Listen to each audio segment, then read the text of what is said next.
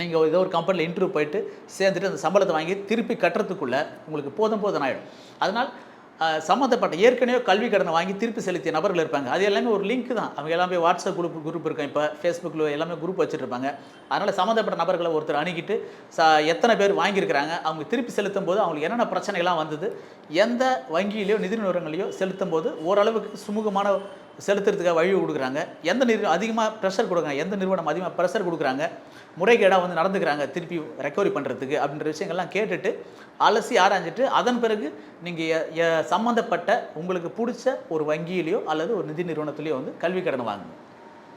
அதை விட்டுட்டு யூடியூப்பில் ரிவ்யூ கொடுக்குறாங்க, இணையத்தில் ரிவ்யூ கொடுக்குறாங்க, இல்லை வேறு ஏதோ ஒரு விஷயத்தில் வந்து ரிவ்யூ கொடுக்குறாங்க அப்படின்னு போட்டு இதை மட்டுமே பார்த்துட்டு வந்து செலெக்ஷன் பண்ணுறாங்க. ஏன்னா அப்படி நீங்கள் வாங்கிட்டு அந்த கல்வியை முடிச்சுட்டு பட்டப்படிப்போ அல்லது தொழில் படிப்பையோ முடிச்சுட்டு வெளியே வந்து திருப்பி செலுத்தும் போது உங்களுக்கு ஒரு தலைமையில் மிகப்பெரிய சுமையாக இந்த கல்வி கடன் இருக்கும். திருப்பி செலுத்தாத பட்சத்தில் உங்களுக்கு சிபில் ஸ்கோர் அட்டாக் ஆகும்.